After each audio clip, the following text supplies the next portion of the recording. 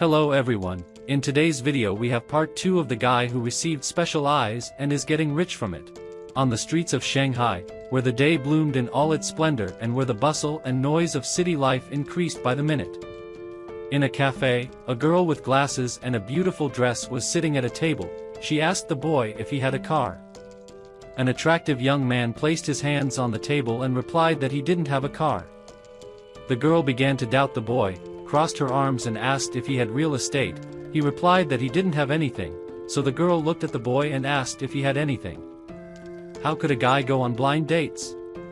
She got up and started to leave, then said the boy was a loser, that she was a senior employee and that the girl was wasting her time. The boy asked why she valued herself and her position in society so much. The girl turned and looked at him. The dark-haired girl got angry and asked what he had said. The boy behaved very confidently and calmly. The protagonist turned around and replied that the girl's luxurious bag was just a high-quality fake bought on eBay with free shipping. The makeup was also bad, only costing a few $dozen, and the girl was just a receptionist. How could she call herself a senior employee, or had the guy misunderstood something? The girl with glasses was very angry with the boy. The boy touched her face and said that the girl was still single, even though she was already 30 years old. No matter how much effort she put into her makeup, her flaws were still very obvious. The girl couldn't contain her emotions and started shouting at the protagonist and insulting him. This was heard by a passing waiter. After that, the girl left and the boy was left alone.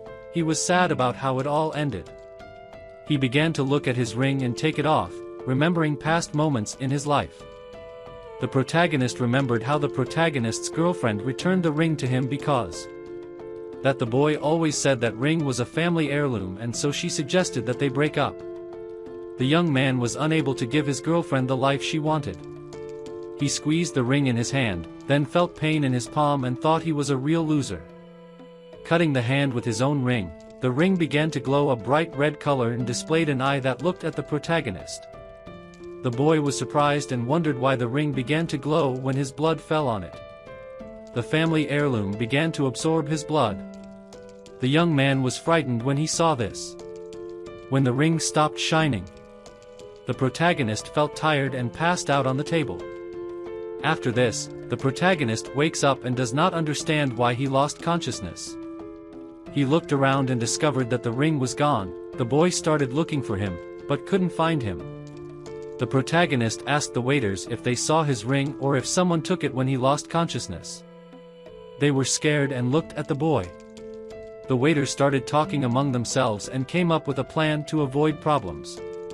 They caught the boy, paused and threw him out of the cafe. One of the waiters told him he should leave the place or he would call the police.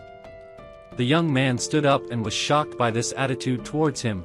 He understood that the waiters simply didn't want to get into trouble, but he didn't even pay for the food. The boy was walking down the street, very upset about today. When he heard someone shouting in the street to attract people's attention, it was an advertisement about a national instant lottery. The protagonist stopped to watch. He wanted to try because they said if he was unlucky in relationships, he would be lucky in gambling. The protagonist approached a man who was selling lottery tickets and decided to buy one. On the lottery ticket, the boy saw inscriptions that were hidden. He didn't understand how this was possible. He didn't believe it. Then he started rubbing his eyes. The protagonist thought he hadn't slept enough and that it was his imagination. When the boy opened his eyes, he still saw which ticket was the winner. The protagonist was shocked by this ability. The young man thought he had received X-ray vision because of the ring and that with this power, he would become super rich. The seller waved his hand and said that if the boy didn't buy anything, he should get out of there. The boy smiled, took 3 lottery tickets and replied that he would buy them. The man looked at the boy and replied that he should just take one and leave. This wasn't a supermarket. The protagonist was a little angry with the salesman. The protagonist took the tickets and thought the man had terrible service. The boy should teach him a lesson. He shouted that he won $10,000 in the lottery. The people passing by noticed this. They started talking among themselves, thinking that he was very lucky and that it was a huge amount. They thought it was just washing powder. The man didn't believe the boy, looked at him and asked if he could check the note. The young man gave him the ticket, but the seller immediately tore it up and said it was fake.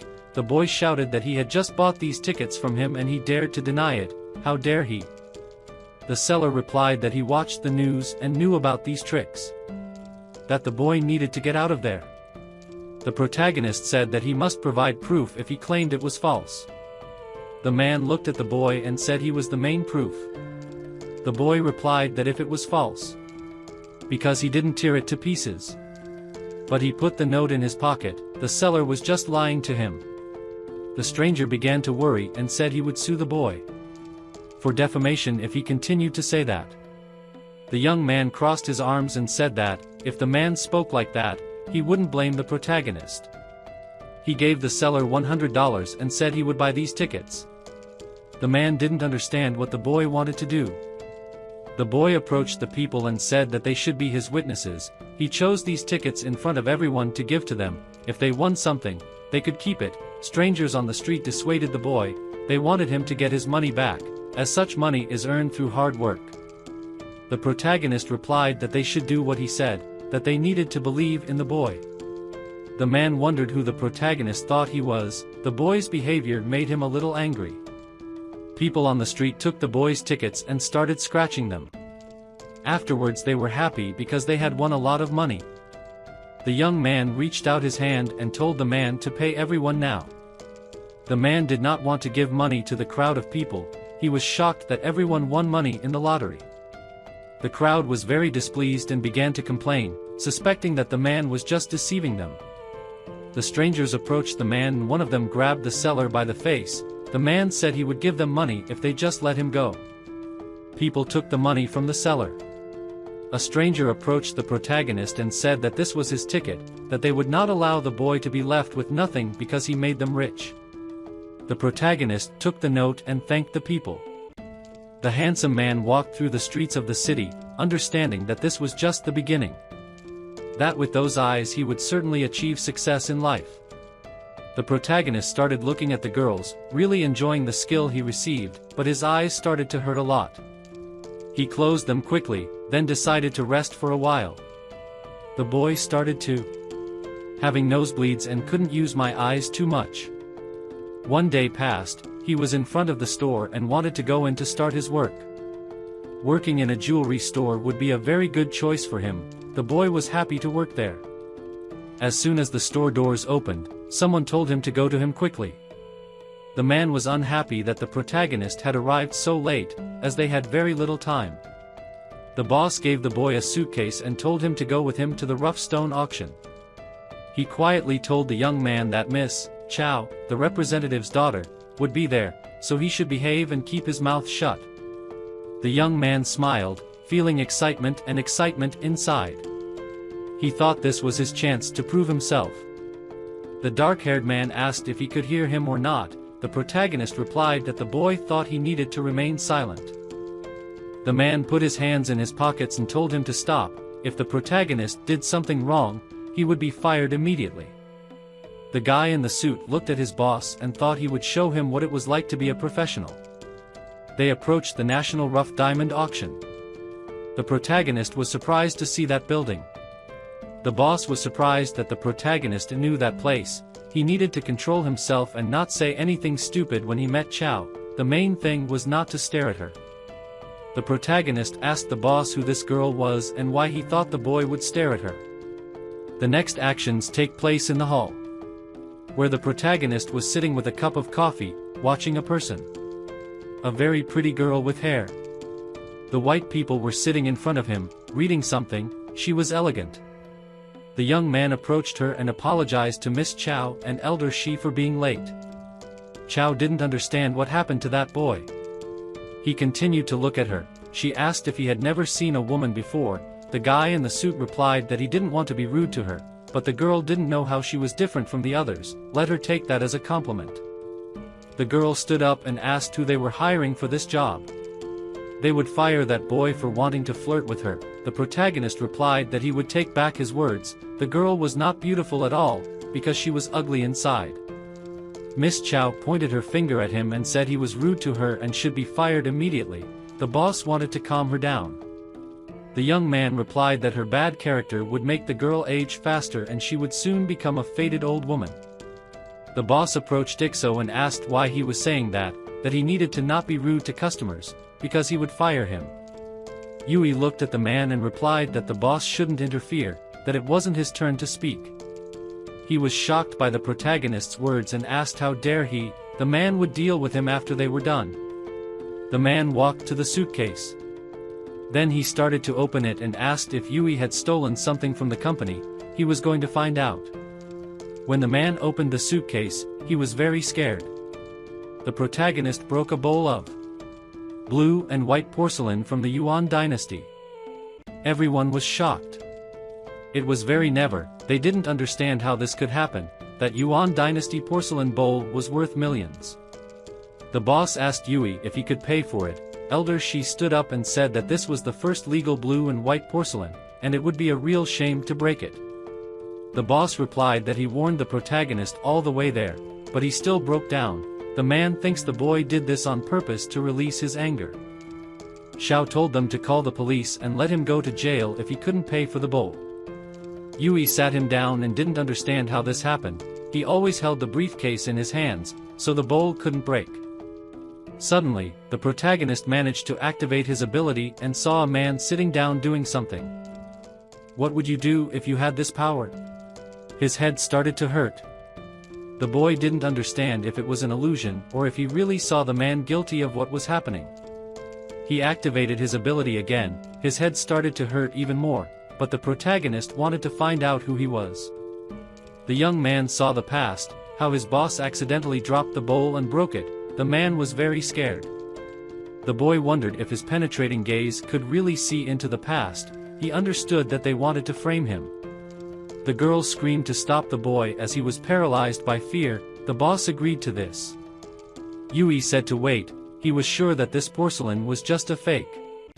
Xiao responded that the protagonist had no brain at all or was blind. Mr. Chi personally checked the bowl, she was worth at least 1,000,000 yuan. The man grabbed Ixu's tie and said that although he knew how much authority Mr. Chi had, he dared to doubt his professionalism. The protagonist replied that he was ready to bet his boss that that cup was fake. The dark-haired man released Ixu and said he was ready to reason with him. If the poor porcelain was real, in addition to the compensation, the boy would have to kneel on the floor in front of everyone and apologize. The young man asked what would happen if he was right. The boss replied that if by some miracle the protagonist was right, he would kneel in front of him. Elder Chi began to examine the porcelain and says that covered something very suspicious in the briefcase. He picked up a piece of china and said there was something wrong with it, that bit was very suspicious. The girl and the man were shocked by this statement from Elder Chi. The old man continued, it seemed to him that someone had replaced her, that was not the china he had checked. Chao asked the man what happened to the porcelain bowl. She was lying in a warehouse in their store. The man began to get very worried and stuttered. He replied that he himself did not know what was wrong. He pointed the finger at the protagonist and said that that boy was to blame for all this, that he changed everything, and the replied that the suitcase was under the man's control all the time. How could he change the cup?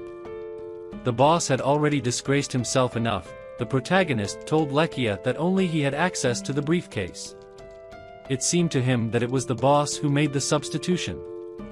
The girl called the guards to arrest Lechu for his criminal activities. Security came quickly and said they would comply with this order, but the protagonist stopped them. That man needed to fulfill his agreement. Kneel before the young man. The man didn't want to do that. The guy looked at Chao and said that this was her manager, that he couldn't even keep his word, and that she also needed to send people to check the warehouse as there might be an original bowl there. The green-eyed girl picked up the phone and decided to follow the protagonist's advice. Elder Chi said that for a man to kneel was a shame, but a man must keep his word. Lecha lost the bet, so he must kneel before Icho. Leah listened to the words of the wise old man. He then knelt down and apologized for his actions. The old man asked the young man how he determined that the porcelain was fake. Not every expert could do it so quickly. Icho replied that he thought Mr. Chi understood better than him and that porcelain had been made recently. He realized this after seeing the cracks. The elder smiled. The old man was pleased to have found someone so intelligent, and the polite young man was about to start the meeting. They were about to leave, and Elder Chi had to deal with the porcelain problem. After the meeting, the girl ordered her guards to hand Lechiel over to the police for his slander and actions. The old man raised his hand and said that Chiel shouldn't rush, she shouldn't act hastily. Chi was interested in Yo, so he wanted the boy to come with them, he wanted to see his skill. The girl agreed with Mr. Chi and said that Leah should be taken under the supervision of her guards. After that, they went to the auction. The protagonist began to think that Mr. Chi is a very experienced master. Thanks to his experience, he identified a fake accurately. It's no wonder everyone respects him so much. The protagonist discovered that Elder Chi stopped to look at the stone. He didn't understand why he was looking at her like that. Yo approached the old man, looked at the stone and thought that even Mr. Chi had been in doubt for a long time, because they wanted to sell that stone for an inflated price. The young man activated his eyes and thought that this was his chance to help Elder Chi. When the protagonist looked at the stone, he saw a large, precious stone inside. Yo was delighted and shouted that it was a wonderful stone, he wanted to buy it. The old man waved his hand and replied that it was better to look for better material, which didn't cost so much. People started talking among themselves, thanking Elder Chi for the advice as they wanted to acquire it. Elder Chi heard the protagonist say that he was buying that stone for $10,000. The old man turned around and started to smile. Xiao said that Elder Chi carefully studied that stone. That it could be sold, but not at a high price, that he wanted to waste money. The protagonist replied that he recently won the lottery, so he wanted to try his luck with the stone. The guy was very lucky lately, perhaps this stone would make him incredibly rich. Elder Chi approached him and said he was great. That the boy understood stones well. The young man smiled and told Mr. Chi that he was just trying his luck. The seller interrupted the conversation and said that the price was exactly $10,000, let me get his check, he would help the protagonist cut the stone for free. The girl said she needed to check on Leah. Elder Chi replied that she shouldn't rush, he wanted to see what would come out of that stone. Chao crossed his arms and said that the boy would gain nothing from that stone, that it was a waste of money. The young man replied to the girl, and if the value of the material is paid for the stone itself, what will you do? The girl replied that if he gained anything from that stone, she would apologize for her words, but if Ixo suffered losses, the boy would apologize to her.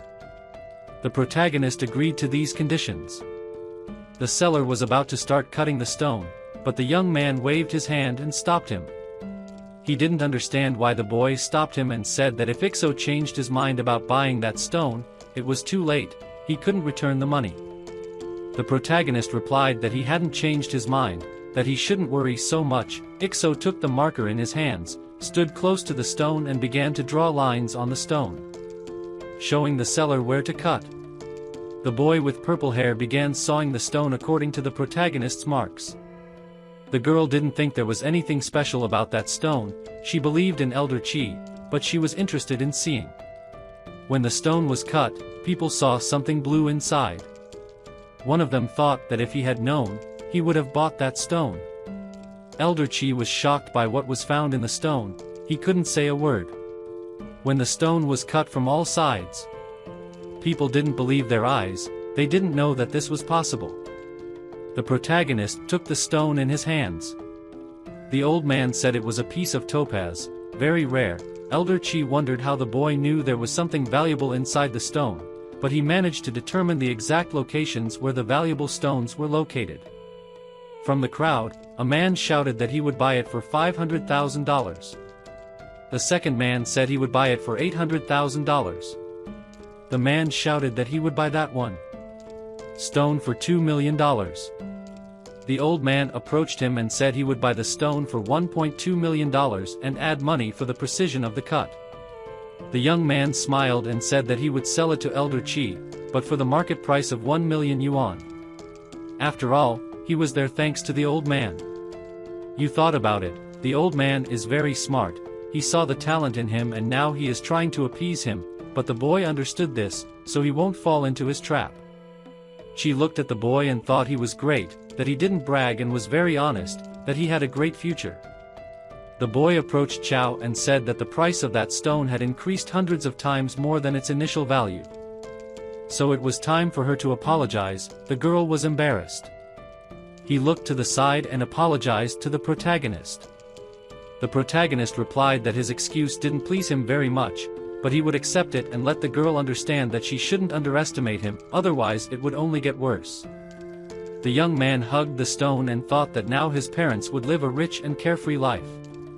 This was observed by an unknown man who did not want to be seen by anyone. They went to another room to look at other stones. The old man wanted to test the boy's abilities. An elderly man asked him how he liked that stone. The boy replied that he didn't know, that it was too risky. Elder Chow pointed to another stone and asked how he liked that one, which had a green hue. The protagonist replied that it was just a thin layer of green and that the price was too high. She thought about it, and Chow was trying to get rid of him with known facts so as not to show her true experience. Suddenly, the cell phone rang. The protagonist decided to take it out of his pocket and see who was calling. Yu was informed that his grandfather was in the hospital. The boy was very scared and said he would go immediately.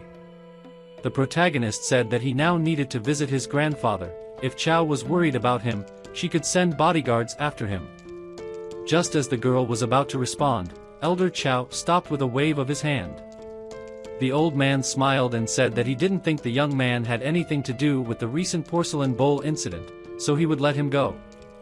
Elder Chow picked up the phone, called and told Fong to take his friend to the first hospital, which was very urgent. The young man smiled and thanked Mr. Chow for his help. And Chow ran and told the old man to buy stone number 264, which, although it was expensive, was worth the money.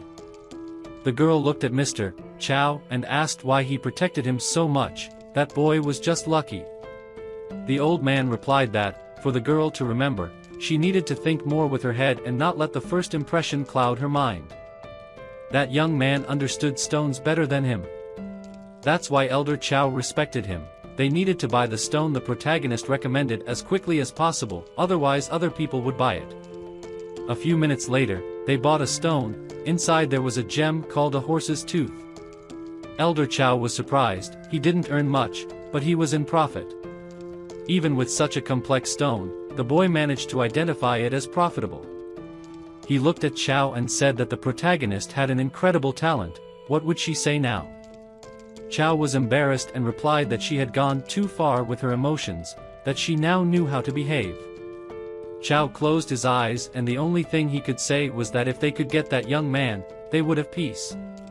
The next actions take place near the hospital, where the protagonist had already been taken by car. The young man got out of the car and thanked the driver for giving him a ride to the hospital. When he was about to enter the hospital, the protagonist heard a very familiar voice behind him calling his name. Yul turned around and saw Yang Guheng's uncle, Yang Zhang's aunt, Fan's brother's wife. Fan and his cousin brother Evo told the guy that he came with a very expensive car. Zhang Fan said he rented a car. You rode a motorcycle before, why did he decide to do this?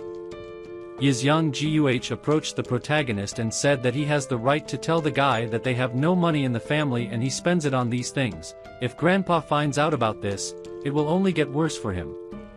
Yang Guhen said that his brother has an income of 20,000 yuan and even he does not dare to rent luxury cars and works in a jewelry store and pretends to be rich, forgetting about his family. The young man looked at them and said that they should look at themselves first and not at others.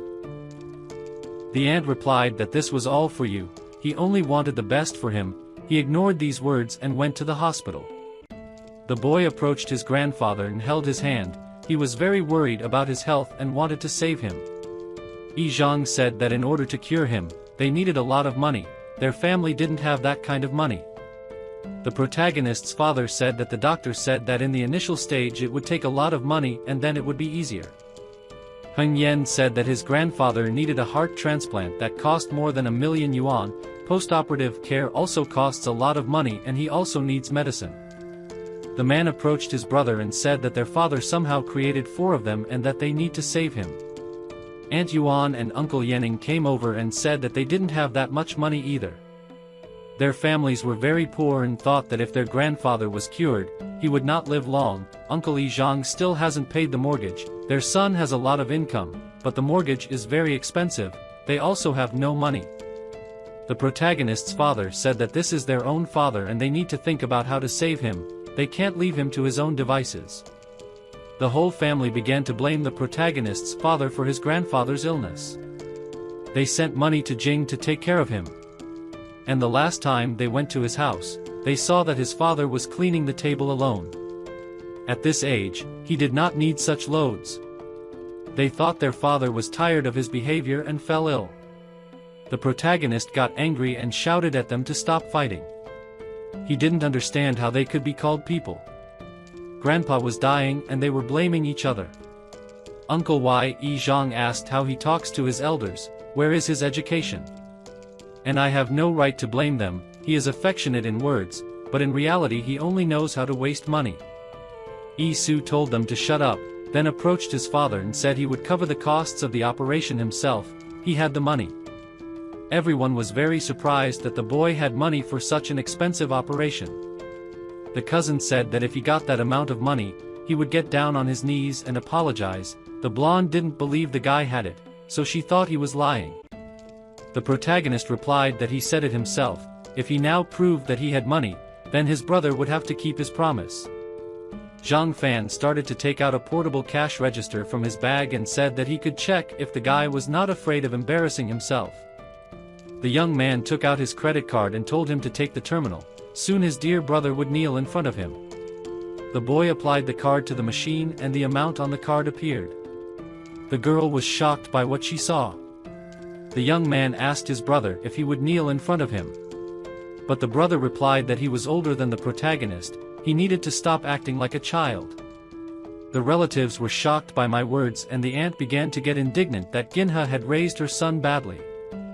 The father approached his son and asked if he earned this money alone or if the boy stole it.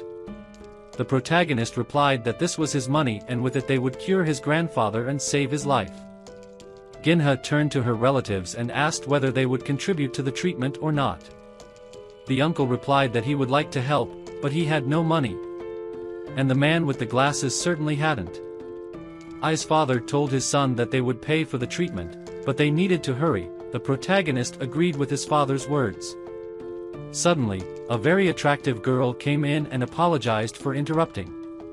Evo recognized the girl and was enchanted by her. The boy asked why you were sweating and came to them. The girl didn't recognize the boy, so she looked at him and asked who he was. He replied that she was a noble person, it would be strange if she met him. The cousin introduced himself, he was from the Wang advertising agency and he and Mr. Chang were advertising for her company.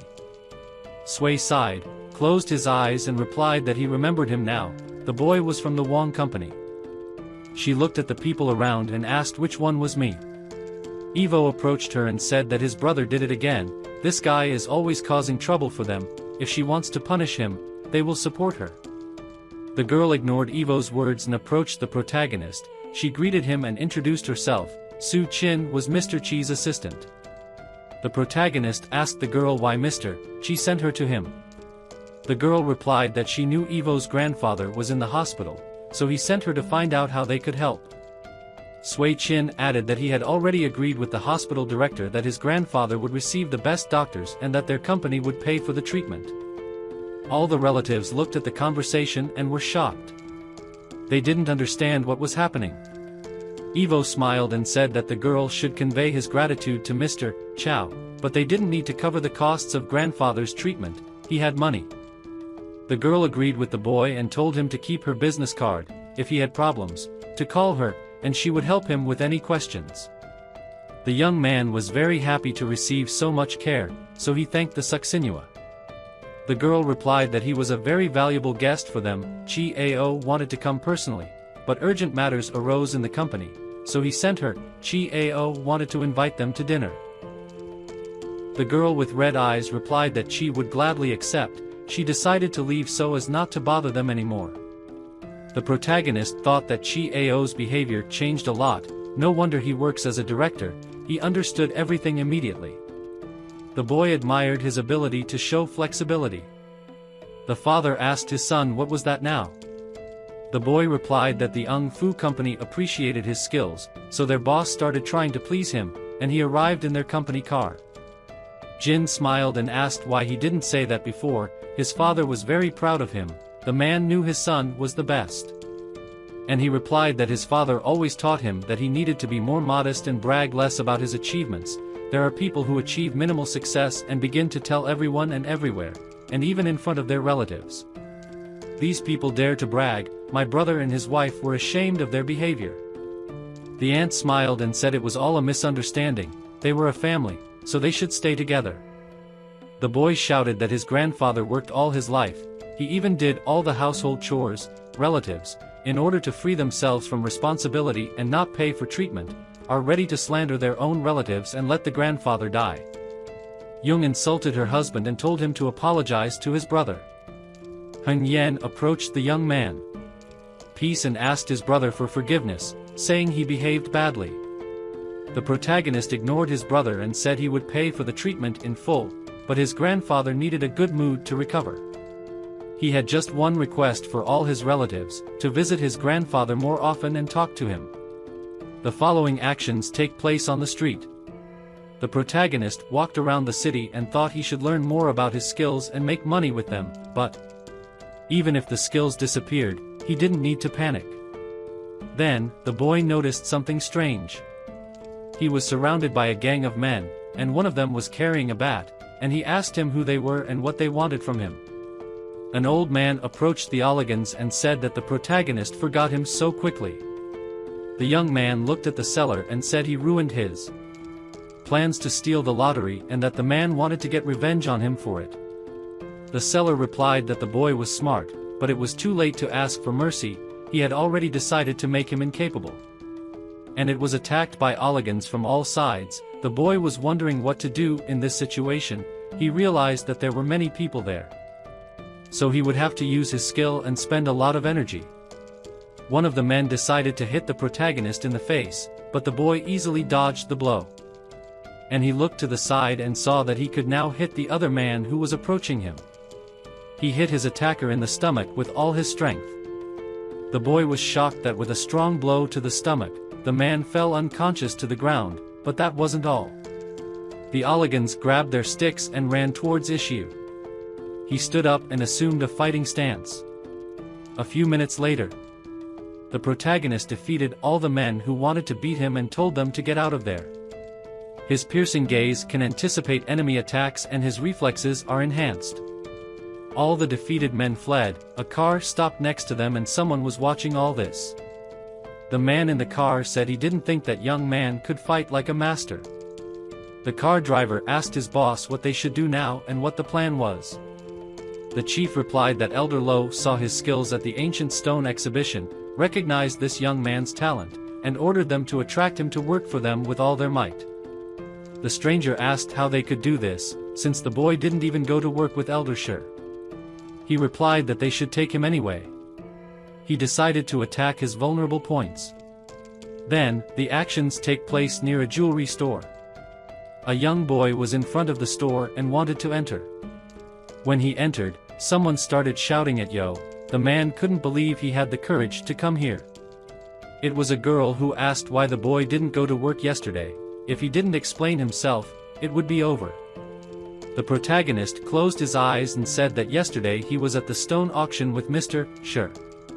She didn't believe his words and replied that he had such a great imagination that someone like him couldn't even stand by Elder Shi's side.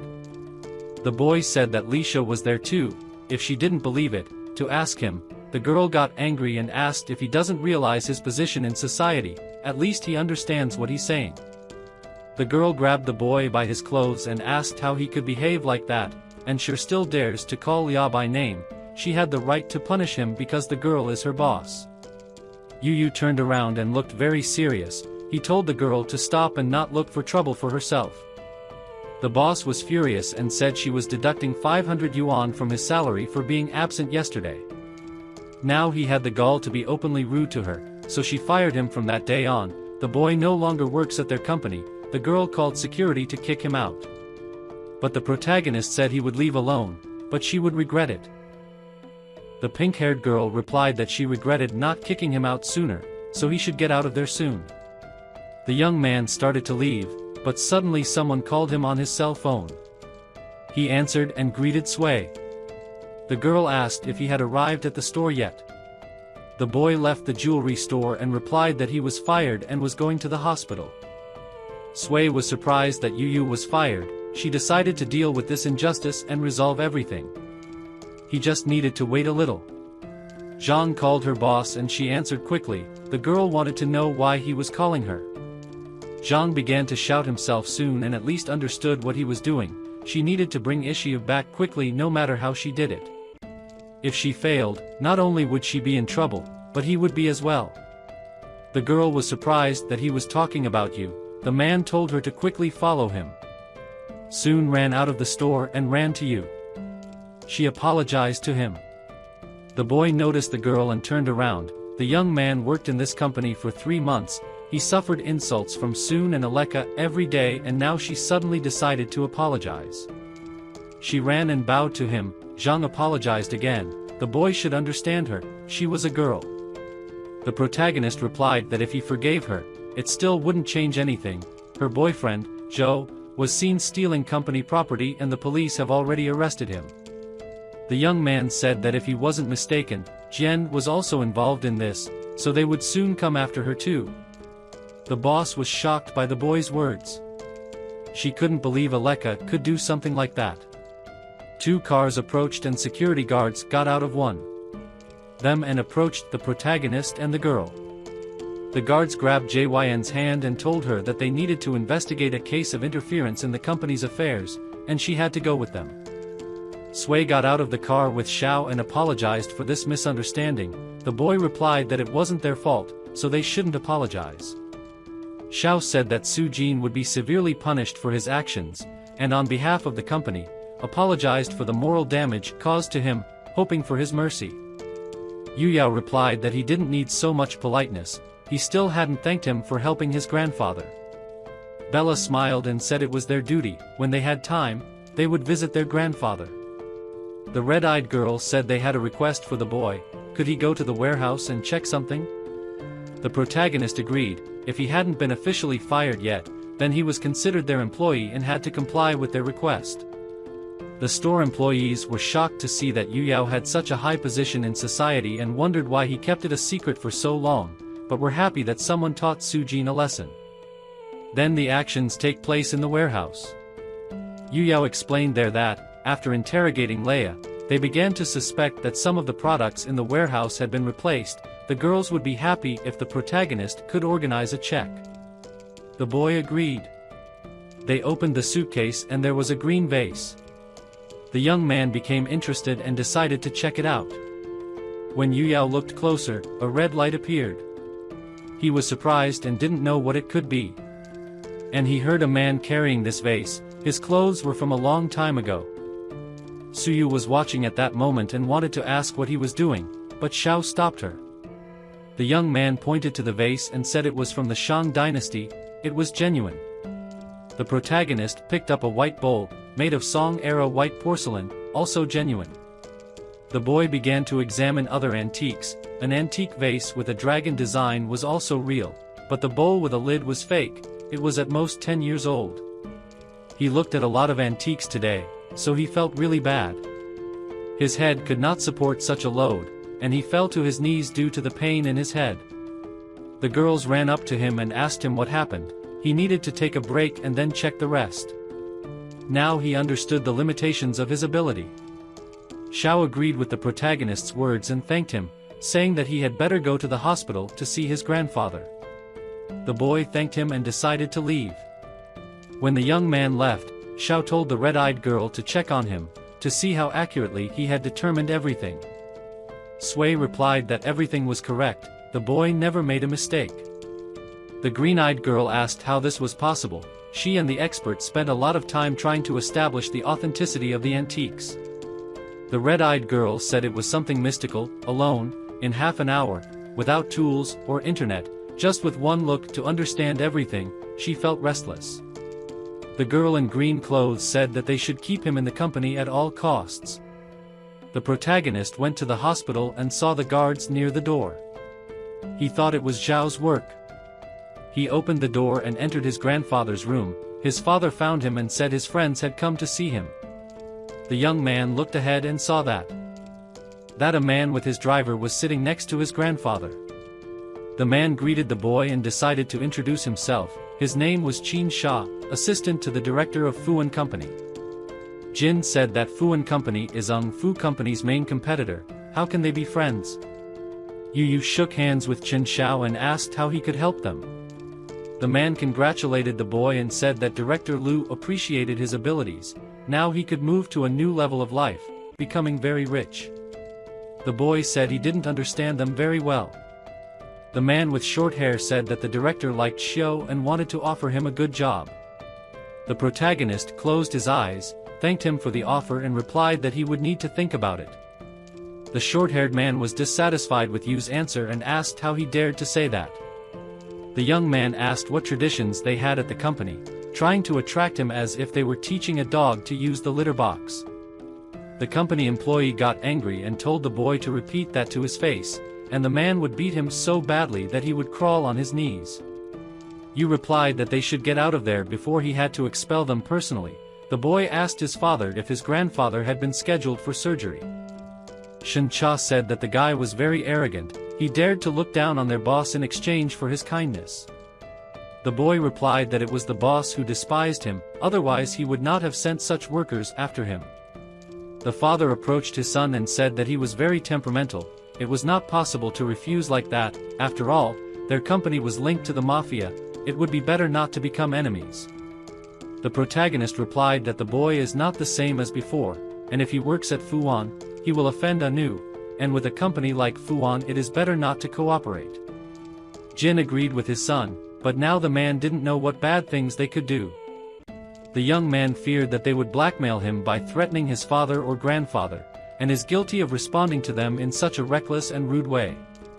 At that moment, on the street, a man with short hair asked Qin Cha what they should do next. He wanted to kidnap the boy, and if he refused to work for them, he would beat him. Qin Cha replied that he only thinks about fighting and killing. He doesn't know how to use his brain. The man smiled and said that he only knows how to hit and kill. He has no brains. That's why they are together. But what will they do with this boy? The red-eyed man said he would make Xiao crawl to them on his knees and ask to be hired. Then, the actions take place in the hospital, where the protagonist told his father that today he will take care of his grandfather and let Jin rest. Yu told his grandfather that he had arranged the treatment procedure, so he would be fully recovered. The old man smiled. He was very happy and proud that he was such a good boy. After that, the red-eyed man said that his grandfather was very happy and proud that he was such a good boy. After that, a little time passed. The protagonist was lying next to his grandfather. He decided to train his skills. He looked up and saw two men standing above him. This time, he felt that the feeling of fatigue had eased. He needed to increase the power of his gaze. The young man thought about it. Apparently he had trained his sharp gaze and he needed to try to increase his strength even more. When the protagonist did this, he immediately closed his eyes. His eyes became very painful and he screamed. Grandfather woke up and asked Ishi what happened. The boy replied that he accidentally hit his head. The protagonist thought that everything was because of the laser he saw during the day. The aura of antiquity intensifies the effect of your skill. Starting tomorrow, he will start checking as many antiques as possible. The boy closed his eyes. His life has practically not changed. He has received skills, but he is still forced to work. The next action takes place in a store, where a man said that the vase of 100 birds belonged to the Ming dynasty. The girl must compensate for the damage. Condition case. The girl replied that when he took the vase away, there were already cracks. With a light touch, a piece broke off. The man couldn't believe that the girl meant that they decided to set her up on purpose. And he entered the store. The girl replied that that was not what she meant, but if they judged fairly, they were wrong. The stranger said there was no justice there. The employee broke her vase. Now she must make up for it. The young man asked Xinlei what was happening. He wanted to know everything in detail. Xinlei replied to the protagonist that it was good that he came. These people simply took out a vase with cracks. She touched it and a piece fell out. The girl didn't use any force. The protagonist thought that if everything was as the girl described, then they wanted to deceive her. He told her not to panic. Now he would check everything. The boy used his skill and asked the man if the vase belonged to something. One was and placed the documents on the table, saying that it was a certificate of authenticity for the antiques and that he should look, as the vase was definitely genuine. Suddenly, two unknown men approached them, and one of them asked who was so bold in that store as to doubt that the company had correctly identified the authenticity of the antiques. It was Master Lin and his assistant. The man said he had to help them. 2 days ago, he brought this Ming Dynasty vase for them to inspect, and today their employee broke it. The stranger said that they still doubted the authenticity of the vase. Lin asked him if he understood anything about it, and he told him that it was a forgery and that he should check the vase again because sometimes experts make mistakes. The men asked who that guy was to say that and that he wasn't even worth Master Lin's shoes, who allowed him to be so cheeky. The protagonist asked if he was checking the vase. Let him take a closer look. Lin replied that this was impossible. He examined her carefully and she was definitely real. The young man wanted to argue with the man. Lin asked who he was to argue with him. And he replied that if Lin was afraid, he should have said it directly. If he didn't check the toilet again, he should leave. Master Lin was very angry at these words. He said the boy was insulting them all. How could he be such a sinner? But the man agreed and asked what they would bet. And they replied that it should only be painted on icons and placed in temples. The man agreed, but if Lin won, then the young man would have to kneel before him. The boy agreed and replied that he didn't even know why people like Lin like to make others kneel. The protagonist took out his phone and started calling. The man said let him call and prepare the money. The boy replied that he didn't know why people like Lin like to make others kneel. The protagonist took out his phone and started calling. The young man called Xiao and asked if she knew Lin. She replied that he was a first-class appraiser, the pillar of Intai's company, and that he was famous in their circles. And he replied that he was giving them a gift, that they should prepare a contract soon. He would work for them at UNG Fu and the salary should not be inflated, it should be average. The man didn't understand what was happening. He added that the rest wasn't very important, she just needed to organize the hiring operation. The men began to laugh. Master Lin said that he boasted even better than him and that his serious look was perfectly interpreted. Because I hadn't been nominated for an Oscar yet, Chinla took the papers in his hands and said that the authorities asked to print these papers for him. The boy replied that he would need them later. The men continued to laugh. Lin couldn't believe I hadn't given up yet. The young man was determined. He approached the vase to make the contract. He held the vase with his hand and then decided to play cock on the floor with all his strength to show everyone that it wasn't real. When the vase fell to the floor, it broke into small pieces. The protagonist began looking for the part he needed. Everyone in the store was shocked by the protagonist's action and Lin's heart hurts after what he saw. The unknown man shouted that the boy had gone completely crazy and now he would have to make up for everything twice as much. The protagonist took a piece of the vase and said to Lin to look at it and then tell if it was a real vase or a fake one. Lin approached the boy and took a piece of the vase. When he carefully examined the piece, saw the number 90. The man began to worry. He couldn't believe he had made a mistake. Lin couldn't say a word. A man approached Lin and said that he had checked this vase. It couldn't be fake. Lin apologized to Shen, but it was a fake and he didn't notice it. Shen shouted that the boy had faked it. The boy apologized to Shen, but it was a fake and he didn't notice. Shen shouted that this was impossible, that they were conspiring to deceive him. This vase is very old, either they would double compensate him or the man would call the police. The young man replied that even if he called the police, Lin Chong simply made a mistake while working, he would refund the inspection cost and that was it. But the men came with counterfeit goods and this is considered a crime and they are sent to prison for 5 years. They were shocked by Yo's words. The boy turned to Shen and told her to call the police. When the men heard this, they began to quickly run out of the store.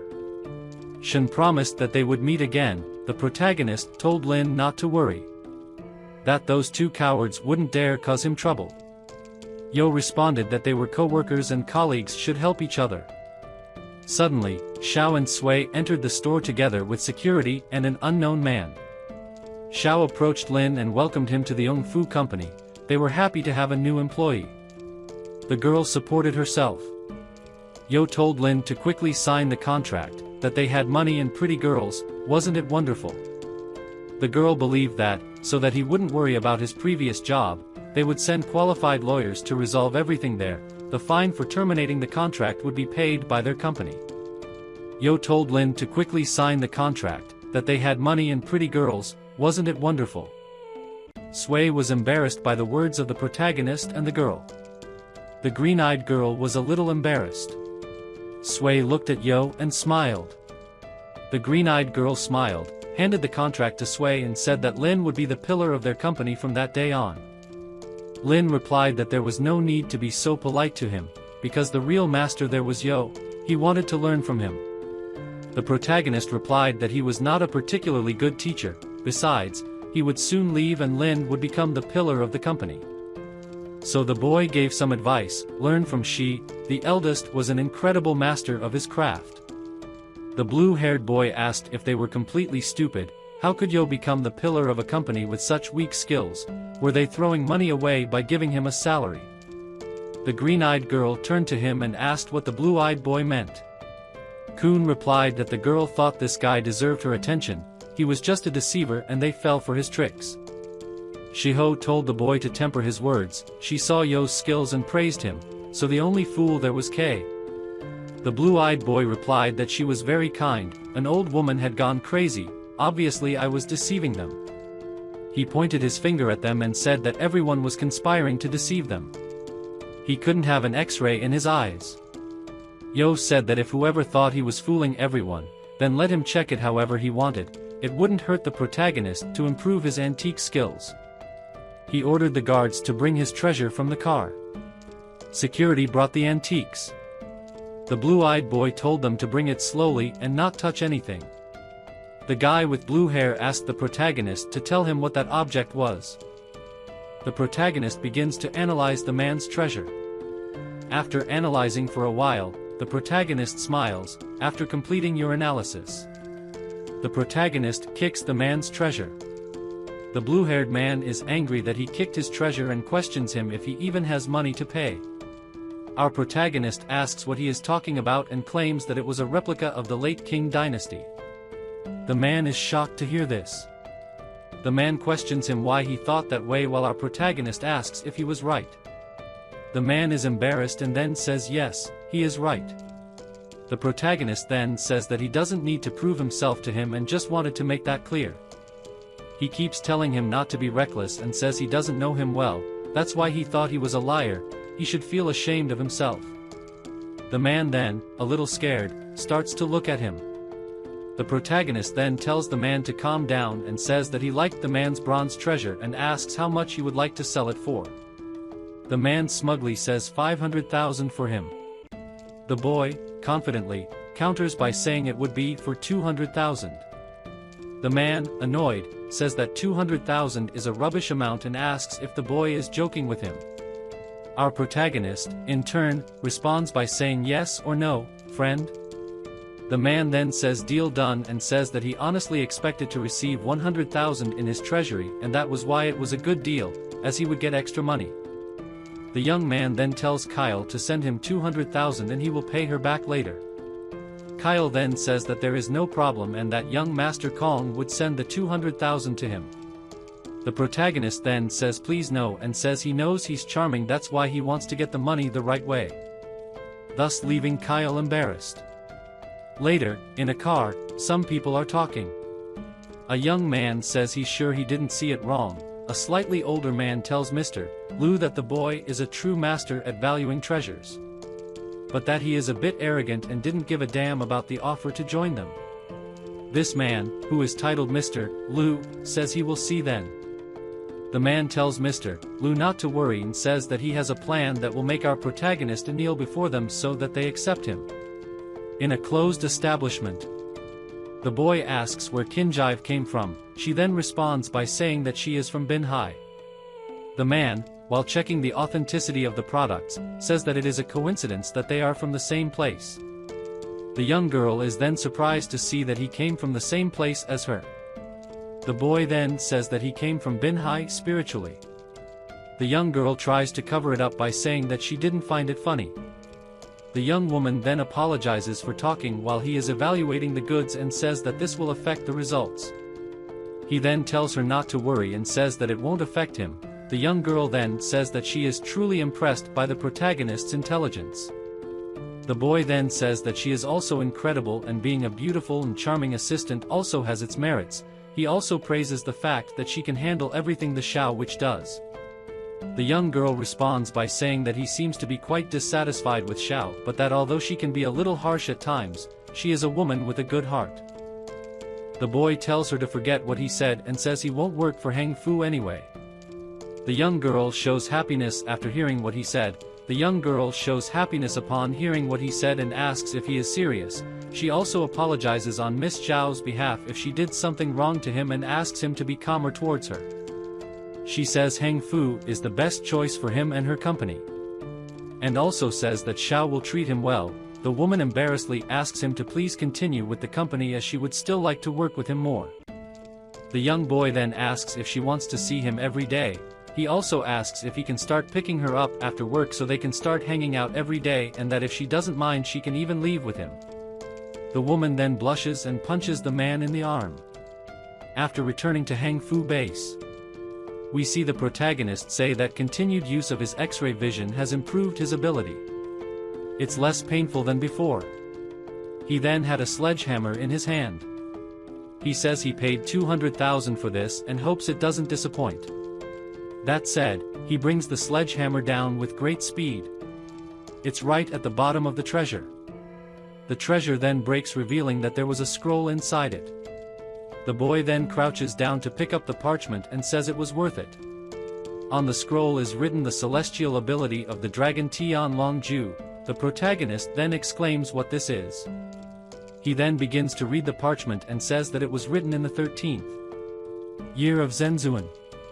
The scroll goes on to say that if you practice vital energy you will strengthen your body, it will harmonize the yin-yang, dispel illnesses, and ward off evil. The scroll even goes on to say that you can be as powerful as you want with skills, distinct, and can become a unique and true master. The scroll ends by telling you to remember that this is about your destiny, not, you must force, and you must not be too greedy, you will regret it if you have gone too far. The protagonist, after finishing reading the scroll, says that being a true master is incredible. He goes on to say that he needs to master 3 types of discipline for some parts of the body, and these would be 3 disciplines for mind, heaven, earth, man, and the body. The protagonist realizes that there are no writings by Ren Ji Ju and Ban Ha Gao Gong, so he wonders if this book is incomplete. He says it's okay as it's just an antique and tries to absorb the scent of the parchment. Absorbing the aroma, he says this is much stronger than those antiques. He decides to leave it for later because he will have to take care of his grandfather today, since tomorrow he has surgery to do. No next day, no hospital. The protagonist's grandfather is being carried away on a stretcher. The young man then hears his name being called by someone behind him. He looks back and comes across Xiao and his assistant. She greets him, telling him not to worry, as she left everything prepared. She also says that the surgeon in charge is one of the best in the city, so it will be fine. The old man thanks the girl, saying that his grandson will pay her back. The protagonist then becomes uncomfortable, thinking that Xiao will probably take advantage of this. The girl tells you not to worry and says that the protagonist is her friend, so it's natural for her to help him. The old man is happy and says that, as they are friends, they should help each other in the future. Outside the operating room, the protagonist, alongside a group of people, waits for news. He also apologizes to Xiao and her assistant for making them late at work and says they can come back now. Xiao says he will return, but will leave his assistant with him to help him. Then, out of nowhere, A nurse comes out shouting the name of the protagonist's family and asks if they are. Or. The nurse then says it's him, or rather, everyone there is, and asks how it's going, the surgery. The nurse says that the patient has had a sudden hemorrhage and the doctor is trying to save him, but it looks really dangerous, so he asks him to prepare for the worst. The boy then gets excited, asking if he wasn't one of the best doctors in the city, and how it happened. The nurse responds by asking if he was referring to Director M.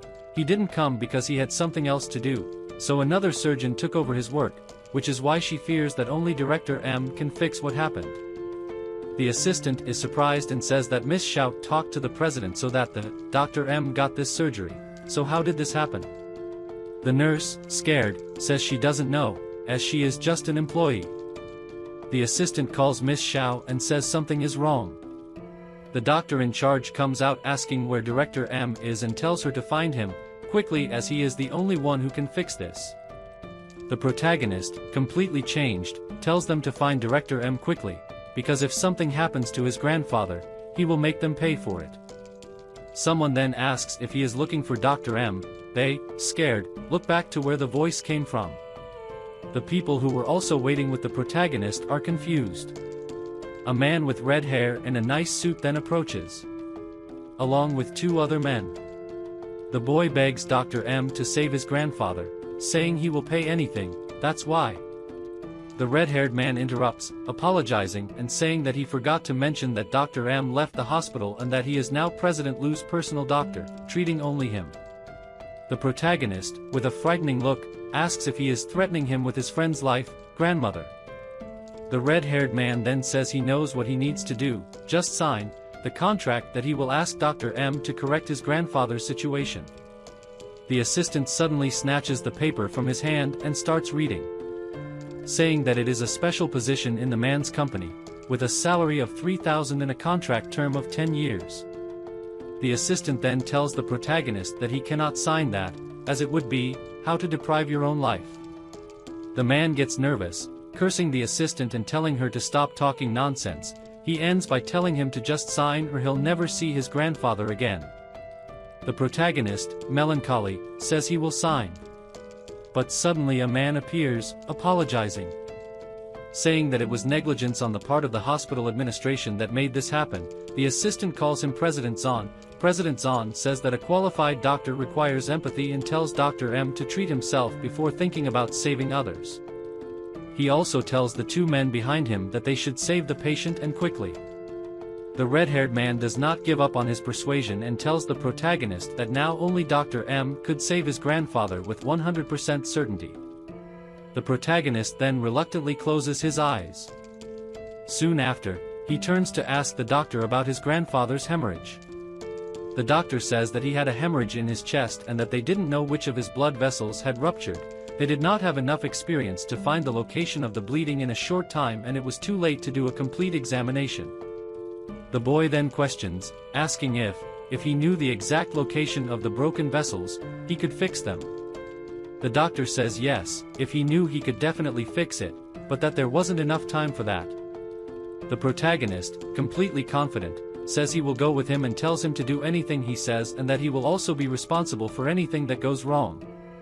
The attending doctors are shocked to hear this, but the protagonist insists, saying, who will take responsibility for anything that goes wrong. The director tells the doctor to go with him and do exactly what he says. They then go to the operating room. Inside, the young man is saying that he is about 2 centimeters shorter. The protagonist tells him to go back a little and says yes, it's right there. The doctor is impressed and asks how this is possible, calling it incredible. Outside, everyone is waiting anxiously. It is also revealed that those people waiting outside are relatives of the protagonist. The man with red hair tells the protagonist's father that his son is too young to understand what is happening there. So he won't take it personally, but he should be aware of it, otherwise, he would be blamed for his grandfather's death. He keeps saying rudely that when the time comes, he is afraid that there will be nothing left but regrets for the protagonist, leaving his father scared. The nurse leaves the room telling everyone to move, as she is carrying the stretcher. The father, very nervous, asks the doctor what happened. The doctor smiles and says that his bleeding has stopped and that his life is no longer at risk. The protagonist's father then starts crying, thanking the doctor for saving his life, of his father. The doctor says that it was thanks to the protagonist's incredible guidance and also says that, "I wouldn't have been able to fix that alone." The assistant is surprised and asks the boy if he knew anything about medicine. The red-haired boy then asks how this is possible. He turns around, asking Dr. M if he hadn't said that only he could solve it, that situation. The doctor, completely scared, says that he was in fact the only one who could solve the problem, that kind of situation, and asks who that kid is. One of the doctors tells President Z that the patient bled a lot, so he is still in poor condition and the transplant needs to be postponed. The president then agrees and says he wants to assign a doctor to provide care 24 hours a day, Grandfather's Day. All doctors then follow orders. The president turns back, asking for the protagonist and the assistant. He apologizes, saying he's really sorry for what happened today. The boy says it's not his fault, but rather those scoundrels who have no mercy, nor conscience. The man, nervous, says that he hasn't finished with him yet and that he will see him later. He goes on to say that sooner or later he will beg on his knees. Meanwhile, the protagonist quickly approaches him. He kicks the man hard, making him collapse to the floor. One of the men who was there curses the protagonist. The assistant asks how dare he hit his brother. The young man, furious, looks at them with contempt. The man lying on the ground then calls the protagonist a bastard and tells him to wait. The boy says he's waiting there and starts rubbing the sole of his sneakers in the guy's face, asking what he can do. The man's younger brother then raises his fist, telling the protagonist that he is a dead man. The young man, completely confident, holds the man's punch, who is shocked, as he was a well-trained fighter.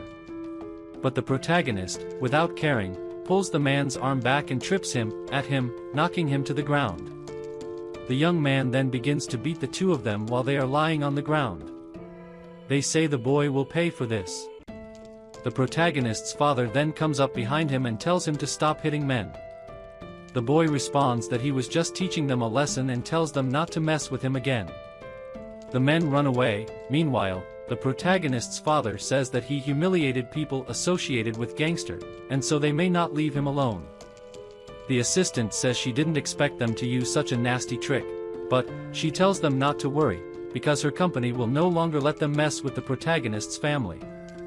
The protagonist then asks the assistant if she can do him a favor, asking to the hospital to have the security camera videos deleted. After all, he hit those people, then this could cause problems. The assistant says he is very attentive and tells him not to worry, as she will take care of it. Meanwhile, the red-haired man remains in the hospital tending to his injuries. At the same time, someone asks who did this to him. He looks back and calls him Master Lu, saying that it was the protagonist who hit him. It also says that the contract fell through and that the protagonist will not work for their company. Master Lu then says that, if that's the case, he's going to do something much more unpleasant and asks the man to send someone to break the protagonist's leg. The man follows orders and says he already has someone in mind and will do it right now.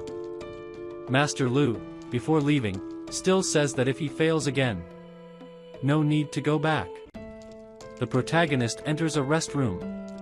There, he finds his father and asks him to come home to rest. Instead, he will stay in his place. His father thanks him and asks him to call him if something goes wrong with Grandpa. The protagonist then reassures him and asks him to rest. From the bag, he takes out that parchment and he says he's going to see what that celestial dragon ability is about. Immediately afterwards, he begins to meditate. Taking a deep breath, he begins to channel energy. The young man then says he begins to feel his core. Finishing your concentrated breathing. He exclaims that it was very refreshing and he feels brand new. As if he had slept for several hours straight and that. Indeed, it was a great treasure. Soon after, his cell phone starts ringing and he sees it was Chow. He answers and asks Chow what she wants. Chow, in turn, he says he wants to invite him to breakfast and asks if he has time. There, the young girl offers a contract to the protagonist for a salary of 5 million and additional dividends from the company and asks if he wants to join it. The boy thanks Chow for giving him so much value, but he's afraid he can't sign the contract. The girl, in turn, tells him to at least check the contract and then decide whether he wants to sign it or not. He says he knows she and her company are good for him, but he's afraid he can't really sign the contract, but tells her not to worry, as he won't go to any of the other companies either. She asks if he's not going to work anymore, but the boy says he has his own plan. The woman tries to warn him that because he messed with Lu Shuang, he would hunt the protagonist at one time or another and only her company could protect him. The boy then, smiling, asks if she is worried about him, but she says she's serious and asks if he has any idea what's going on. The young man tells her not to worry, as he has everything under control. The woman then says that it doesn't matter to her, as she has already finished talking. The protagonist then leaves the establishment. He suddenly receives a call from his friend Fan Tong and asks why he is calling. His friend, in turn, asks if he forgot what day it is. The protagonist asks if they should celebrate once again that their friend was rejected. The friend curses him and says that today is their second graduation birthday party and asks if he is going to go. The protagonist thanks his friend for reminding him and says that he had actually forgotten. The friend tells the boy to run before it's too late and says that Wang, his classmate, is treating everyone with arrogance and asks him to get there quickly so they can teach him a lesson. The protagonist then arrives and realizes that the place is quite big. He enters the place and starts looking for his friend. The friend suddenly appears from behind and asks what he has been doing these last few days, since he hasn't called him. The protagonist jokes that he was trying to stay away from dirty dogs like him. The friend starts hitting him on the head and says he's very mean. Meanwhile, someone calls them. They look to the side and see a man clinging to a woman. The man says it's been a long time since he's seen them and says they haven't changed at all. The friend calls him Wang Jin, while the protagonist says he doesn't need all this fuss, as he already broke up with her a long time ago. The friend apologizes to the protagonist, saying that he wouldn't have asked him to come if he had known about this, and says that it is very embarrassing, implying that the protagonist and the blue-haired woman had a relationship. Wang tells the protagonist that he already graduated 2 years ago and only earns 3,000 in salary, saying that he can barely make a living for himself, let alone her. He continues the insult, telling the protagonist to work harder and use his brain so as not to live like a pig. The friend says that Wang went too far and says that they are not equal, because Wang has a rich father who gives him everything. The man then raises his hand and says that they are condemned to be poor. Some people there, watching the discussion, say that Wang has his own company, with annual sales of tens of millions in profit. They also say that he is the heir of the family, so he has good genes, and that he is really a talented young man. The woman tells the protagonist that she wasted many good years with him, and that is the most regrettable thing she has ever done in her life. Wang tells her that it's never too late to fix things, and now that she's his wife, she will be satisfied with her reputation and wealth. Some people shout from afar at the protagonist to have manners with the man, because what he said was nothing more than the truth. Furthermore, the protagonist's low salary reduced the course's average salary. The protagonist's friend intervenes, saying that they have gone too far and that it is a rare opportunity for them to get together, and asks why they like to humiliate their colleagues. Wang then makes fun of the protagonist, saying that since they are colleagues, he will give him a special favor. The man says that his company is short of cleaners, and that the monthly salary is 3,500, asking if he has any interest. He then looks at the protagonist with a superior look, and everyone behind him starts laughing. The people in the back say that Wang is helping the poor and tell the protagonist to show his gratitude. The boy, in turn, tells his friend Phantom not to get mad at these bastards. Wang asks who he is calling a bastard, and says that he is a figure who receives 3,000 in salary. He also calls him the leader of the beggars. The protagonist turns around and says that in 3 months he will be much better than he was. The man hears this and makes an apathetic face. Soon after, he starts laughing a lot at the protagonist, asking what's wrong with him. He then turns back and asks the group of people if they heard what he said. People, laughing a lot, also start making fun of the protagonist, saying that in 3 months he will become the company's official cleaner. The young man is unfazed and says that, in 3 months, he will be begging for mercy. The man, staring, says he will pay to see and also states that, in 3 months, he will pay for a meal in that same place and asks the protagonist if he would dare to attend. The young man then says that it's a done deal and turns to leave. Ong suddenly notices a famous figure entering the door and calls him Elder Ki. The man then approaches the man, asking if he's there for dinner too. But he is stopped by security, who asks who he is. Ong then introduces himself, saying that his father had already done several deals with him. The Lord then greets him, saying it's a pleasure to meet him. Ong tells the Lord that they really appreciate Wang Fu's company's support of his business, but they never had the chance to thank him in person. The man, in turn, says that he doesn't need to worry about that and says that it would be great if he qualified the products more. He also says that he has other business to do and asks for permission. The people behind are very impressed that Wang knows someone like the company leader, Wang Fu. The man recognizes the protagonist from afar and wonders if that isn't his friend Yi Qiu, and calls him. The woman from before and the group of people are shocked to hear this. The protagonist says this is familiar to him and greets him in a relaxed manner. The man asks if he came there for a classmate reunion and says it's no wonder he left him behind first. The boy says that Yi Qiu is much more respectable than him and asks if he is free at any time for dinner, as he would like to ask for advice. The man says that he would definitely be free, but apologizes for having to leave now, as he still has business to do. The protagonist thanks him and says he will visit him someday. The friend comes up from behind and grabs him, asking if he was hiding his contacts this whole time and says that it's amazing that he knows someone like Yi Qiu. He keeps making fun of Wang, saying that those who tend to brag too much end up digging their own grave, unlike those who show their achievements to the whole world. Wang gets nervous when he hears this, but his wife just says, "So what? Are you rich now?" "No, you're just poor." The friend tells the protagonist that it's a good thing he broke up with her, or his son would have mental problems. The woman turns to retort, but Wang stops her, telling them they need to go upstairs. Everyone then begins to head towards the room where dinner will take place. The protagonist thanks his friend Fan Tong for his support, and he responds by saying not to worry, just leave it with him there and he will always help you. He ends by saying that the protagonist also did very well. Everyone then gathers at the dinner table. The blue-haired woman tells Wang to be careful, as those two could eat 5 or 6 times more than her. Wang, in turn, tells the girl to forget about it, as it was the first time those two were going to a high-end restaurant, so let them enjoy their first decent meal. A man says that Wang is actually very generous, and he then points the finger at the protagonist, saying that he should show his gratitude to Wang. The friend tells the man to show some respect to Lu Ku, as he could talk to Elder who prevents equality. The man says that perhaps Elder just appreciates the hard work in his company and starts to praise Wang, saying that he is an entrepreneur with his own property. The young man tells his friend to stop wasting energy and just enjoy the meal, and that he didn't need to be mad at them. The friend then curses, saying that they will never go to a colleague meeting again. The boy then tells his friend Fanton that he was wondering if the two of them could open their own company.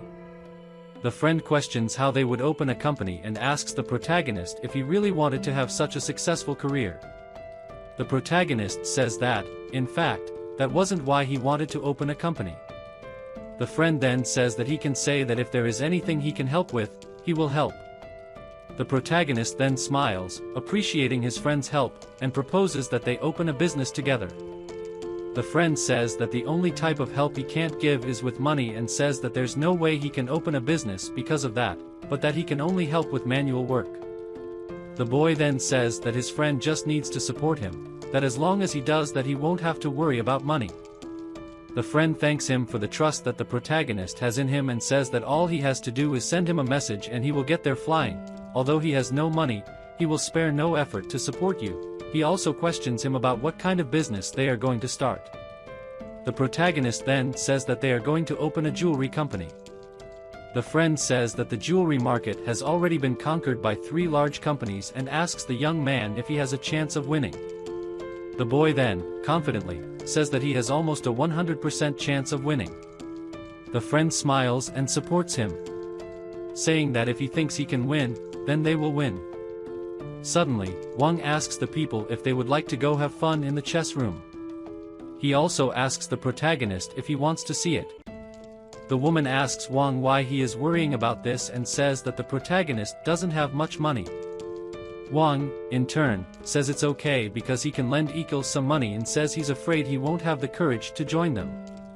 People begin to mock the protagonist, saying that if he needs to pay back he will never be able to, while others tell Wang to just donate some money to him. The woman starts laughing and says that there is no difference between donating and lending, as the protagonist won't be able to pay anyway. The boy then, without being shaken, says that, in that case, he will accept the offer. Wang then gets excited and says that they are going to play something worth a lot of money and says that, if the protagonist doesn't have any money there, he can start by lending him some. The young man then tells him to forget that idea and says he has money and asks him what he wants to play and how much money he will bet.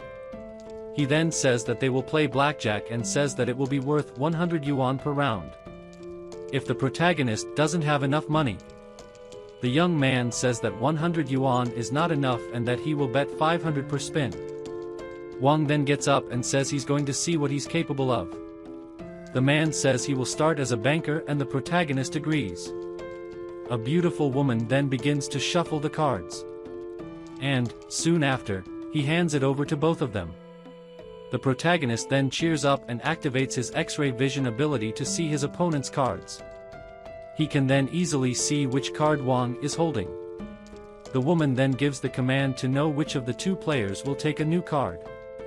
The protagonist analyzes Wang's cards and says that he has 15 points in total. So you'll probably draw a card. He also starts looking at the woman's hand to see what card she will draw next.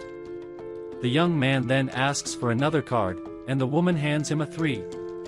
The friend warns the protagonist that he already has 19 points, so he should stop. But the young man does not lose confidence and asks for another letter. The friend contextualizes it, saying that if the next card comes with more than 2 points, he will lose. The people behind Wang say that the protagonist deserves to be poor all his life. Wang says that no one will really be happy seeing this and calls the protagonist greedy. The woman then starts to pull another card. Throw the card on the table revealing which one it was. The friend is surprised and says that they were hearts and now they have 20 points. Wang and the group of people are completely shocked to see that. Wang then, without accepting defeat, asks for another letter as well. The card that came to Wang was an 8, which totaled more than 21 points, so he lost. The two then celebrate the victory of the first round. Wang then says that he is very lucky and says that 500 yuan is not very exciting and asks if he would dare to bet more.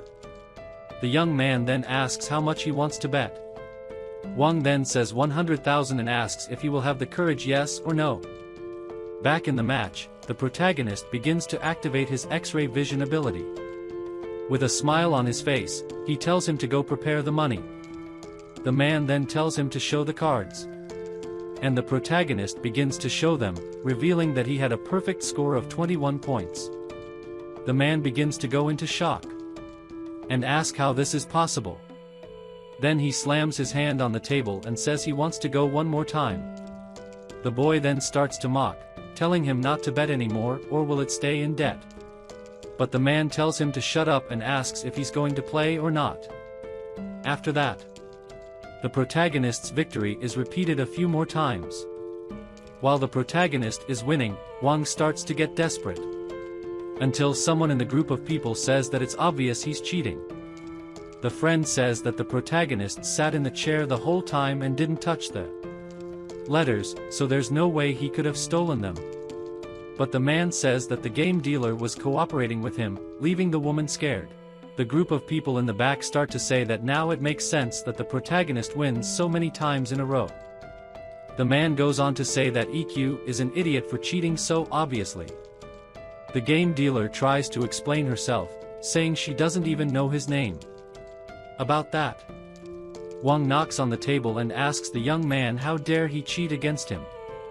Soon after, He points to the woman and asks if she knows who he is and says that wants to see the manager. The protagonist then calls him an idiot and says that he was the one who suggested the game of blackjack, so there was no way he could cheat. The man then starts to stutter and says he doesn't know how he did it.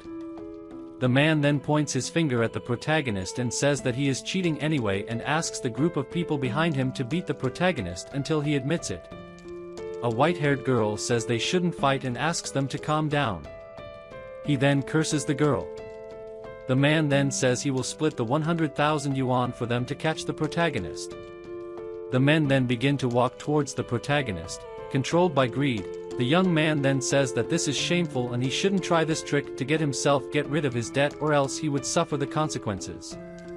One of the men then punches the protagonist and calls him weak. The boy then quickly slaps the man in the face, who in turn falls to the floor with pain in his face.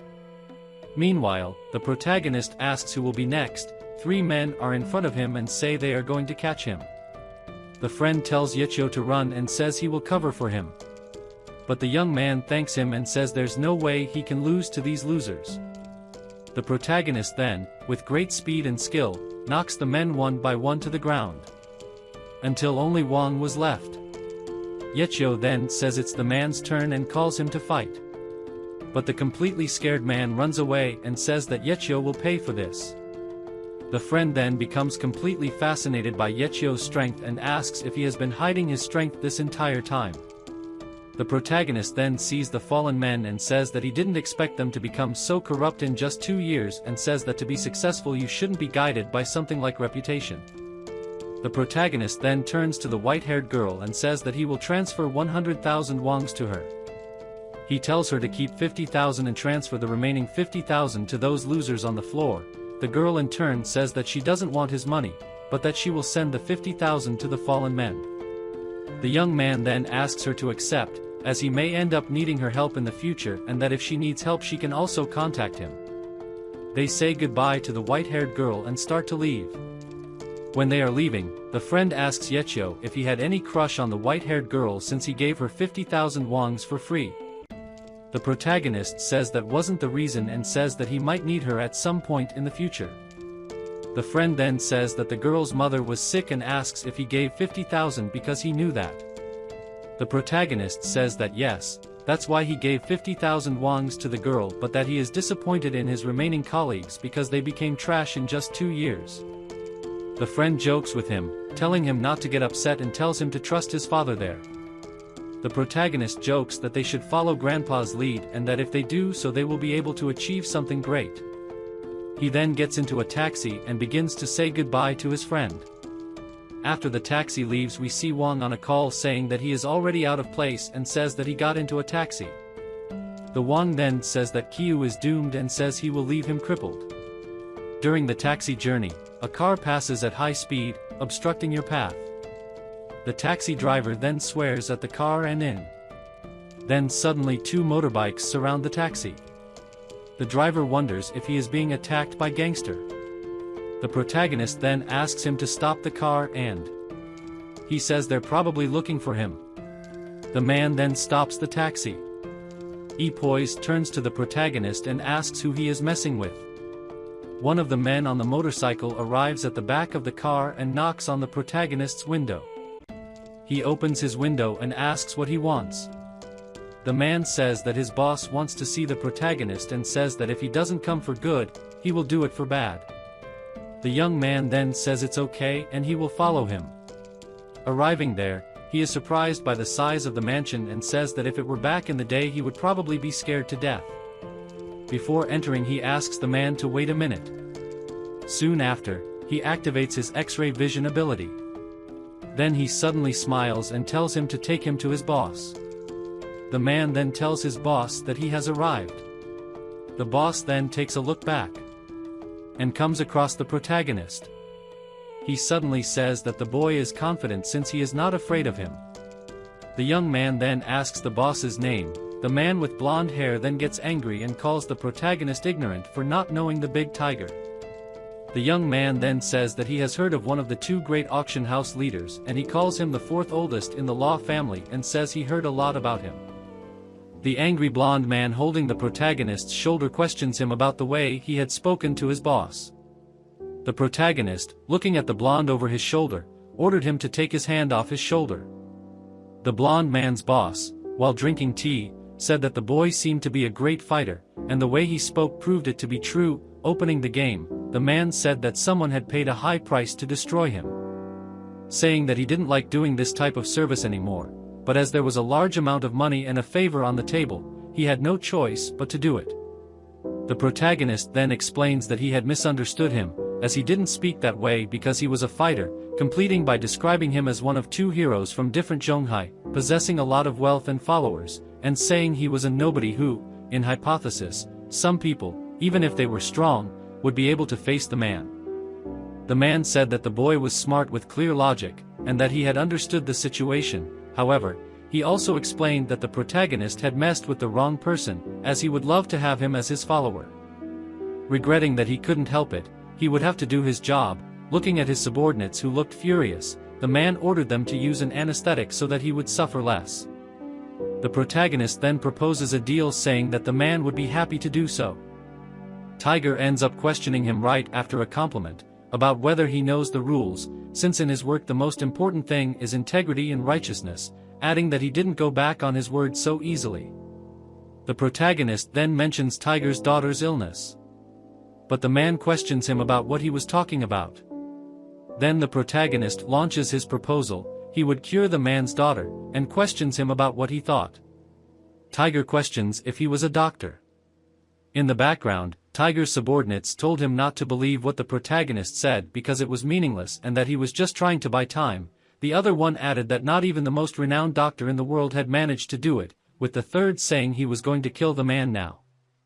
The protagonist asks the man if he felt dizzy with palpitations and chest tightness. Nervous, Tiger said that he had better measure his words, otherwise there would be serious consequences. The protagonist retorts that, if he admitted it, he could cure him; if not, he couldn't do anything else. Tiger's subordinates began to give negative opinions, saying he was going to kill the man. Until then, angry Tiger screams, accepting the proposal, but says there would be a price. If he ends up discovering that the protagonist is joking, he will be condemned. The protagonist then questions what would happen if he cured him. Tiger then says that he would be his benefactor. If he had any difficulties, he would just call him and he would receive as much help as possible. Time passes. One of Tiger's subordinates brought a doctor, introducing him as the man had requested. The man then ordered him to come closer. The boy was impressed. The oldest asked what the protagonist was doing there. Tiger asks if they both knew each other. The doctor says yes, about an old unpleasant experience, questioning him about what he was doing there. Tiger then explains the protagonist would cure his daughter.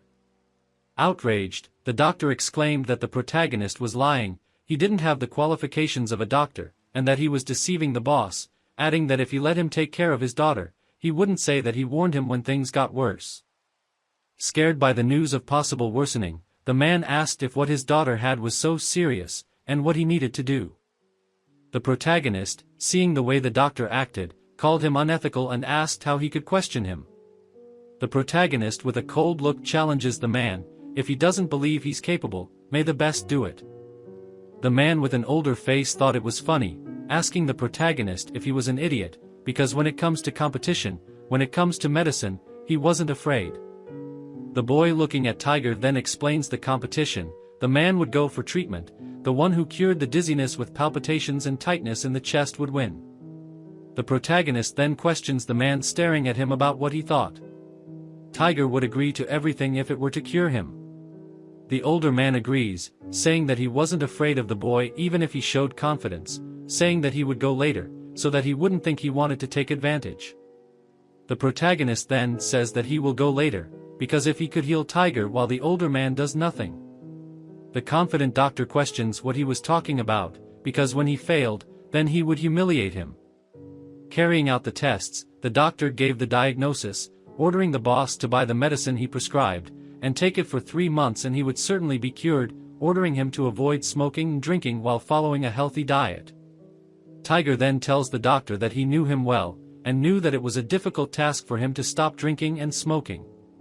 The protagonist explains that despite not having medical training, he agreed that the man should stop such habits. Annoyed, the doctor says that his treatment plan would be ineffective compared to his. The protagonist asked Tiger to sit down, and he said that the problem was with his lifestyle, and that day everything would change for him. The protagonist explains that if he wanted to get rid of it completely, he should pay more attention. The doctor said they were good tricks, and I would like to know how he would explain it later. The protagonist then slaps Tiger hard on the back, leaving the man bent forward. Ordering Tiger to get up, the protagonist tells him to just feel. Surprised, the man no longer felt any symptoms, saying he was cured. Giving his diagnosis, the protagonist says that he had eliminated Tiger disease, but if he wanted to continue without it, he should stop smoking and drinking, in addition to having a healthy diet and continuing to exercise regularly.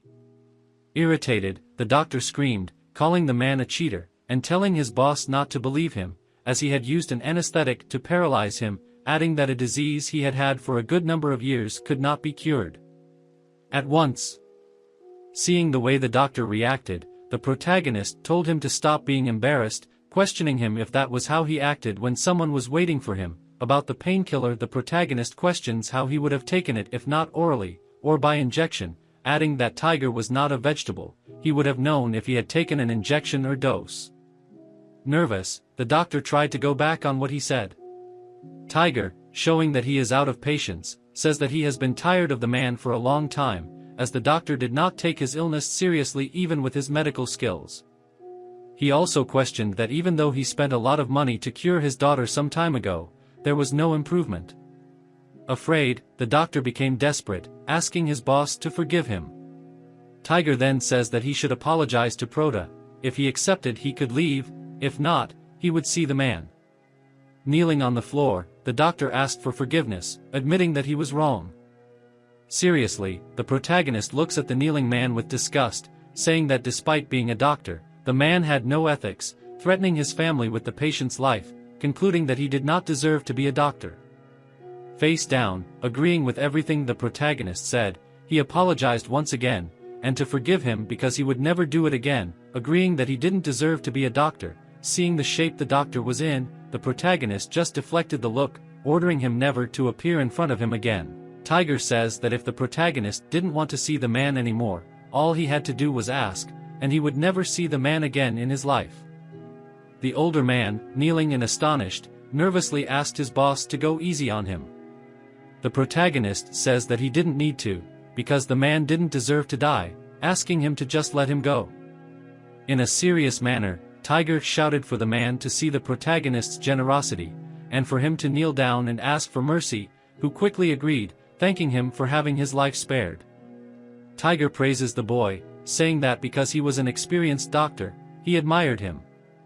The protagonist then questions him if he still intended to kill him.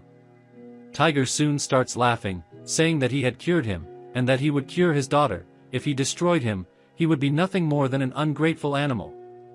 The protagonist then questions how he would explain the situation to his employer. Tiger says nothing, revealing that the person who hired him was Wang Xianyang, and he had offered him a considerable amount, and in addition, he also had a connection with the boy's father, accepting immediately, repeating that he barely accepted jobs like that in those days, and told him not to worry because he would find a way.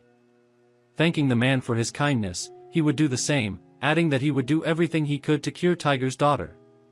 Tiger says that, if he cured his daughter, the protagonist would be treated like his own brother, and that in the future anyone in the city who tried to mess with him would be defeated. The scene cuts to the hospital room where Tiger's daughter was admitted. After an analysis, the protagonist explains that it wasn't because of the doctor's skills, and that the blood vessels going to the brain were blocked. Any doctor wouldn't be able to do anything. Tiger ends up saying that the doctor had told him the same thing, asking the protagonist if he could save him. The protagonist asks them to bring an acupuncture set and turn the girl over. Starting the treatment, placing the needles into the points carefully. One of Tiger's subordinates lost his temper but was held by Tiger so that nothing happened. The protagonist then asks Tiger if he could ask someone to help the girl sit up. By making the girl sit down, she was shown to be in vegetative mode. The protagonist claps, making the girl blink. The subordinate warned that the girl had blinked, leaving Tiger confused. The man questioned the happiness in that, since it was common for her to blink. The subordinate then explains that, if the man hadn't understood, the girl ended up blinking right after the protagonist's clap, saying that she was capable of ending up starting to feel the outside world again. The protagonist confirms, saying that the blonde was right, that was a sign of recovery.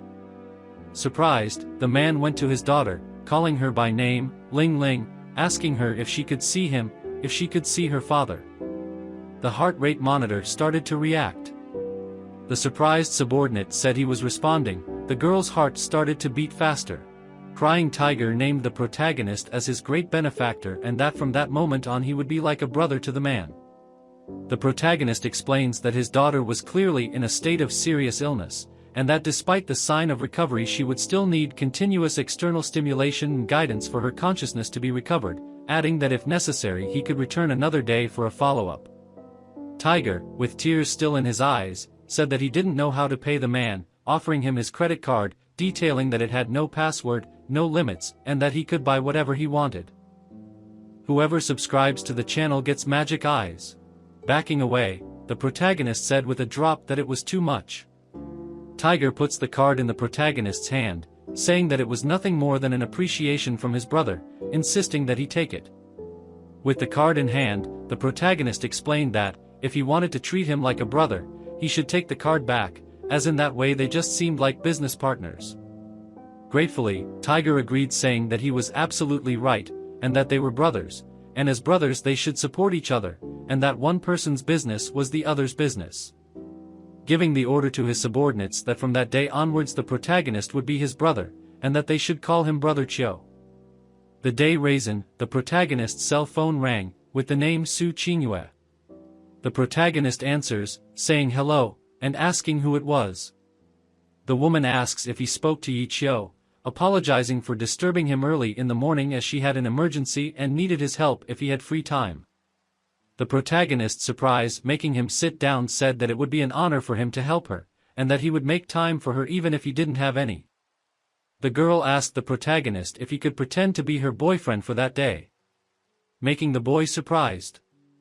Explaining, the woman said that her family had planned a blind date, but she had refused because she didn't think it was appropriate, adding that the man was asking again, and if he wouldn't be willing to help her know what to do. The protagonist says there were no problems, he would help her. The girl thanked him, saying she would send him the address. The boy gets up, and ends up realizing that he had forgotten something important. His clothes were cheap, and that he didn't have classy clothes, wondering how he could help the woman. Time passes, the protagonist goes to meet Sue.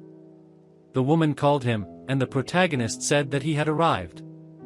Whispering, the woman asked why he was dressed like that. Whispering back, the boy said that he didn't have high-class clothes, and it was too late to buy them. Approaching a man in a suit, Sue introduced him to the protagonist, as her boyfriend, and then introduced the man by calling him Zhang Zhen. With a smile on his face, the man introduced himself. Severus, the man told the woman that her boyfriend looked poor, questioning why she was with him. The woman responded that the person she liked was her choice, and that the man had nothing to do with it, asking him to look at her manners. Zhang continues, saying that he was saying that for her own good, because her boyfriend seemed like a loser, questioning her once again if she would be happy with him. Showing off, Zhang said that she had just graduated from Harvard, and that she had come home with a salary of 1 million a year, and that with it, she could achieve whatever she wanted. Teasing the protagonist, Zhang asked if he didn't feel embarrassed, calling him a loser who only took advantage of Sue, telling him to go get money for himself. Returning the provocation, the protagonist questions why that disturbed him if the man himself earned a lot from his professional training, adding that even if he earned a lot, for him, Zhang was nothing more than a loser. The man asks uncomfortable, while the protagonist hugs the woman, saying that as a man, he was more competent than Zhang. Embarrassed, Sue asked what he meant. Zhang showed irritation, calling the protagonist naive because he was saying nonsense, in addition to calling him a loser and taking advantage.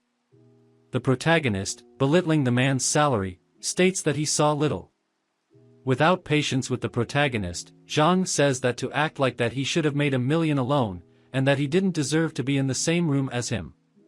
The protagonist, still provocative, said that since Zhang spoke like that, he needed to learn a lesson, and that he should know how to talk to him, adding that there were people better than him, just as there were mountains above others.